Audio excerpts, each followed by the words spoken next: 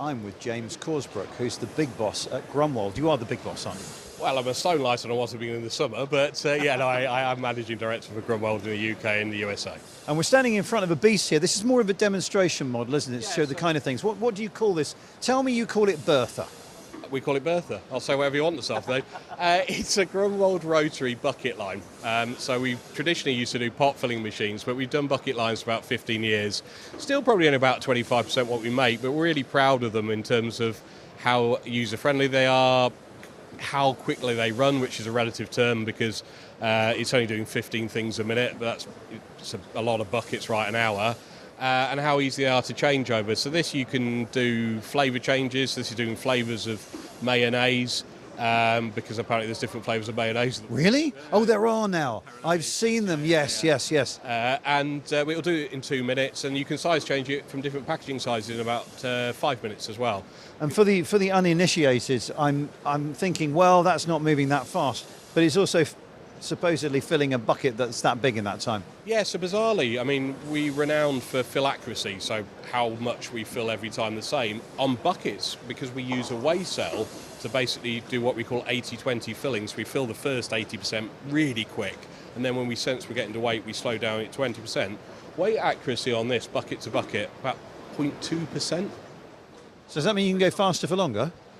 Just about, yes, so it does. It means we can go faster for longer, but what it means is that we guarantee is that every single bucket goes down that conveyor is the right legal weight.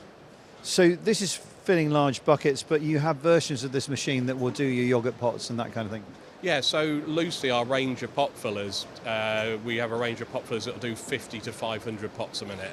And yeah, you're right. So our business is like 50% dairy, yogurts, creams, but then 50% another, which is a lot of automation of ready meals, deli work. We're doing a huge amount on things like hummus and Greek dips at the moment. We're doing layers and we're doing fresh organic products with no stabilizers and doing them faster than we used to as well. One of the big topics is sustainability. There's a lot of plastic involved in this, but this is where your R&D comes in. You're actually somehow making these containers and the machines more sustainable? Yeah, I think so. And it's kind of crept up on us because we're doing it bit by bit. But if you suddenly pause, loosely the packaging we're running on Grunwald machines now is half the thickness, so half the plastic it was 10 years ago. We're running pots or even buckets, where the recycled or regrind rate is at about 90%. And what we've done, we've just very slowly but progressively evolved the system. So we have heat sealing systems for sealing, which are less about heat to stop melt, but more about impact to get a weld. How we handle a pot is more kind of progressive and careful. We handle it all around the machine, like holding it in your hands to make sure we can handle the thinner packaging. And then the offset of that is we're playing around also with things like modified atmosphere as well, so that we can also make the product, a fresher product, last longer within the pot as well. So there's a lot to take in there. So less plastic used in the container, thinner plastic, but therefore they're more delicate.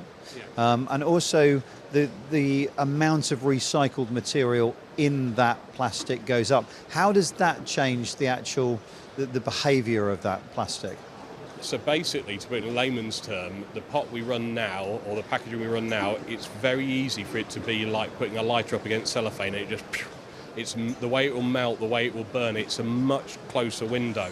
So we've got to be very tightly tolerant on temperature, on pressure, and how we handle it. So basically, we don't melt it and wreck it.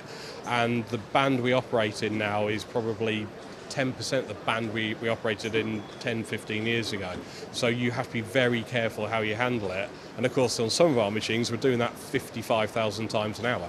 So it's all about how we control, how we monitor, how we check the seal. So, you don't want an operator having to check 55,000 cups an hour. We try and check that everything's okay.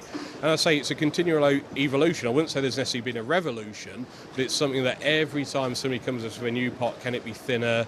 Can it be more recycled? Can it? Some of the stuff we're doing in the Republic of Ireland, we're playing around with stuff that's actually biodegradable, and you've got to make sure that you handle it in the appropriate way. And you're talking about incremental changes. Half of my mind is telling me that makes sense because you're not suddenly having to change out everything for a completely new type of material. Can these machines stay in place and evolve then to cope with these gradually changing materials? We've had to retire 2 machines in the 1990s. So I think we look after about 150 machines in the UK and Ireland.